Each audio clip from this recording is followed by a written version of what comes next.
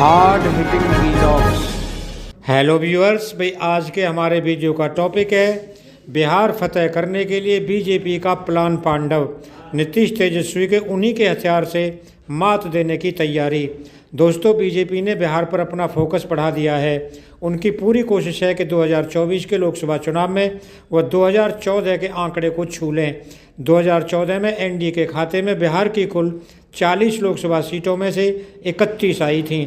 सिर्फ 9 सीटों पर विपक्षी दल जीते थे। आरजेडी, कांग्रेस और जेडीयू तब अलग अलग मैदान में थे।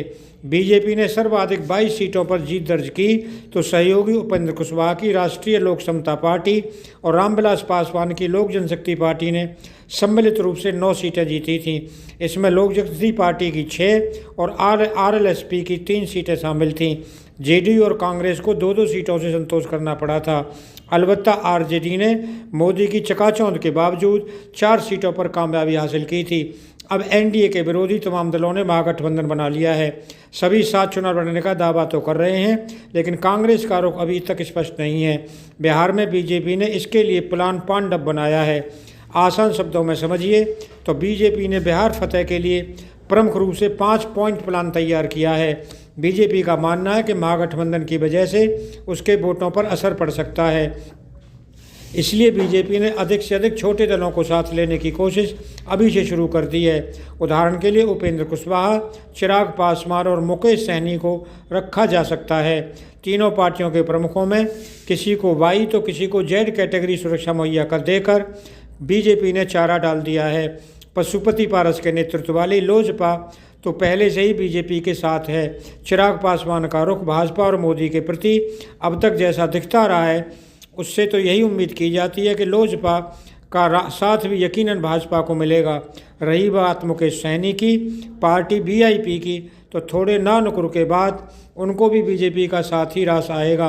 विधानसभा चुनाव में बीजेपी ने अपने कोटे से वीआईपी को सीटें दी थीं। आरजेडी से सटकर भी सैनी देख चुके हैं। आखिरकार भाजपा ने 2020 के विधानसभा चुनाव में मुकेश को मदद दी थी। भाजपा का प्रयास पूर्व मुख्यमंत्री और हमके सर्वेसर्वा जीतन राम मांझी को भी अपने पाले में करने की है। इसका संकेत नीतीश कुमार ने खुद पूर्णिया में हुई महागठबंधन की रैली में दिया था। बीजेपी की दूसरी कोशिश है कि बिहार में पिछड़े वोटों को अपने पक्ष में ध्रुवीकृत करना। इसके लिए बीजेपी के पास उपेंद्र कुशवाहा और आरसीपी सिंह पहले से ही मौजूद हैं। सब कुछ ठीक रहा तो ये दोनों नेता नीतीश कुमार के वोट बैंक के सफलतम सेंधमार साबित होंगे। बिहार में जातीय आबादी के हिसाब से अब तक यही माना जाता है कि यादवों के बाद सबसे अधिक संख्या कुशवाहा कुर्मी की है। लंबे समय से नीतीश कुमार का साथ दे रहे कुशवाहा वोटरों को उनसे अलग करने के लिए उपेंद्र कुशवाहा ने जेडीयू छोड़कर अपनी अलग पार्टी बना ली है। जगदेव प्रसाद और सम्राट चौधरी की जयंती के बहाने उपेंद्र कुशवाहा ये साबित करने की कोशिश कर रहे हैं कि अब हमारी बिरादरी के वही सच्चे एकमात्र नेता हैं। उन्हें इस दिशा में सफलता मिलती दिख भी रही है। तभी से सीएम नीतीश कुमार सम्राट अशोक जयंती के कार्यक्रम में बार बार चेतावनी दे रहे थे कि दिल्ली वाला आकर जात का बंटवारा करेगा। सचेत रहने की ज़रूरत है। उपेंद्र कुशवाहा के जेडीयू से अलग हटकर अपनी पार्टी बनाने और बीजेपी के सम्राट चौधरी को प्रदेश अध्यक्ष बनाए जाने से नीतीश कुमार खासे चिंतित हैं। उनकी ये चिंता सम्राट अशोक जयंती समारोह में उनके भाषण में साफ साफ दिख रही थी। दरअसल कुर्मी कुशवाहा समाज का अब तक नीतीश के पक्ष में खड़ा रहता था। अब इसमें उपेंद्र कुशवाहा और आरसीपी ने खलल डाल दिया है।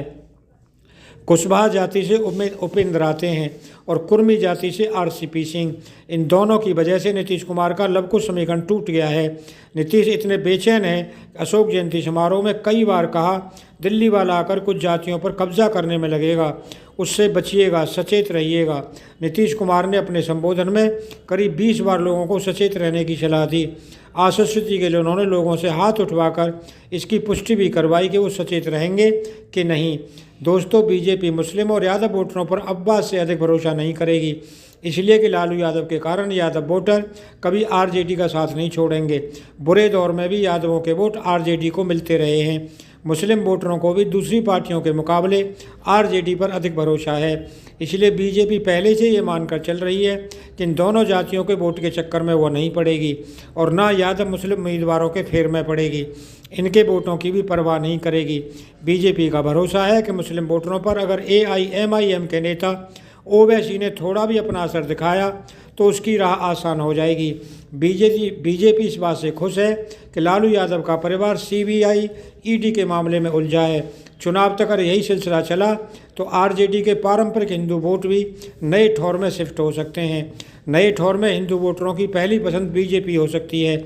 इसकी वजह ये बताई जा रही है कि आरजेडी की एक नेता हिंदुओं के आराध्य राम और उन पर आधारित पुस्तक रामचरितमानस के खिलाफ बोलते रहे हैं। बीजेपी जानती है कि लोकसभा में 2 से 303 सीटों के सफ़र में उसका हिंदुत्व सबसे बड़ा आधार रहा है। राम मंदिर, मुस्लिम तुष्टीकरण और आतंकवाद के बिहार कनेक्शन जैसे कई ऐसे मुद्दे बीजेपी के पास होंगे जिनसे वो उत्तर प्रदेश की तरह यादव वोटरों को भी अपने पक्ष में कर सकती है। गुजरात चुनाव से बीजेपी को इस बात का एहसास हो चुका है कि पुराने खिलाड़ियों के बजाय नए दांव लगाना ज़्यादा फायदेमंद है। इससे केंद्रीय नेतृत्व के प्रति एंटी इनकम्बेंसी के भाव से राहत मिलती है। इसीलिए लोकसभा चुनाव में अगर कई सिटिंग एमपी के टिकट कट जाएं तो कोई आश्चर्य की बात नहीं होगी। दोस्तों, अगर आपको वीडियो पसंद आया हो तो चैनल को सब्सक्राइब करें, वीडियो को लाइक करें, ज़्यादा से ज़्यादा शेयर करें। आप लोगों का बहुत बहुत धन्यवाद। Thank you very much.